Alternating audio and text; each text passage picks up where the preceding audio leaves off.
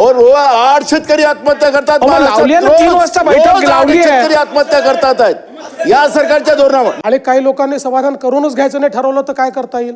हे भूषणाबाई याला राजकारण करता येणार नाही अध्यक्ष महाराज. आम्हाला तुमच्याकडून अपेक्षा अध्यक्ष महाराज हे सरकार बोथळ झालं असेल. तंबी द्यायची गरज नाहीये. त्यांनी योग्य उत्तर दिलेलं आहे. बोला नाना भाऊ बोला. नाना भाऊ बोला. नाना भाऊ बोला. सन्माननीय विजय वडेट्टीवार साहेबांनी या बसा तुम्ही बसा. प्रश्नाच्या उत्तरावरच आक्षेप घेतलेला अध्यक्ष महाराज. तुम्ही हा प्रश्न वाचा म्हणजे तुम्हाला या नाना भाऊ 29 मिनिटं या प्रश्नावरती आपण बोललो. अजून किती करणार? और 8 शेतकरी आत्महत्या करतात. 3 वाजता बैठक लावली आहे. शेतकरी आत्महत्या करतात आहेत या सरकारच्या धोरणामुळे. मला प्रश्न वाचा. मी अध्यक्ष महाराज यांनी जो प्रश्न इथं दिलेला आहे बसा. पहिल्याच प्रश्नामध्ये राज्यात विशेषतः जालना, कोल्हापूर, अमरावती, लातूर, अकोला, नागपूर, नांदेड, चंद्रपूर या शासकीय हमीभावाने सोयाबीन खरेदी प्रक्रिया अद्याप सुरू न झाल्यामुळे बाजारपेठेत हमीभावापेक्षा कमी दराने सोयाबीन विकावं लागले असून चंद्रपूर जिल्ह्यात अतिवृष्टीमुळे कपासीचे नुकसान झाल्याने शासकीय कापूस खरेदी केंद्र सुरू झाले नसल्याचे माहे ऑक्टोबर 2025 मध्ये निदर्शनास आले. खरे आहे का? अध्यक्ष महाराज यांनी उत्तरात काय दिलं हे खरे नाही. अध्यक्ष महाराज सत्ता पक्षाच्याही आमदारांनी हेच मुद्दे उपस्थित केले. अध्यक्ष महाराज हा शेतकऱ्यांच्या जिव्हाळ्याचा रोज शेतकरी 8 शेतकरी या महाराष्ट्रात आत्महत्या करता. हे आपल्या रस्त्यासाठी भूषणावं नाही. हे भूषणावं याला राजकारण करता येणार नाही अध्यक्ष महाराज.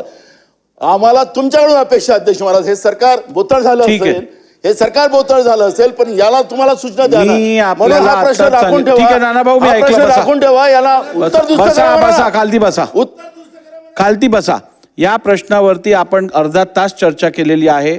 मला सभागृहात तुम्ही नाही आता असं चालणार नाही. या संदर्भात 3 वाजता माझ्या दालनात मी बैठक लावत आहे.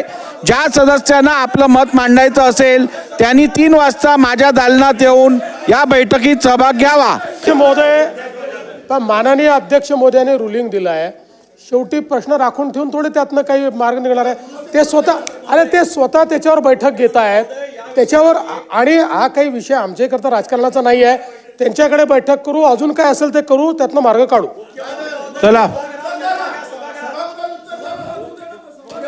नाना भाऊ. असं आहे नाना भाऊ सभागृहातल्या उत्तराने प्रत्येकाचं समाधान होईल असं नाही आहे. आणि काही लोकांनी समाधान करूनच घ्यायचं नाही ठरवलं तर काय करता येईल? त्यामुळे मुळामध्ये नाही तंबी द्यायची गरज नाही आहे. त्यांनी योग्य उत्तर दिलेलं आहे. तथापि ऐका नाना भाऊ अशा प्रकारचा विषय हा प्रश्नोत्तराच्या तासात त्याचा निर्णय होऊच शकत नाही.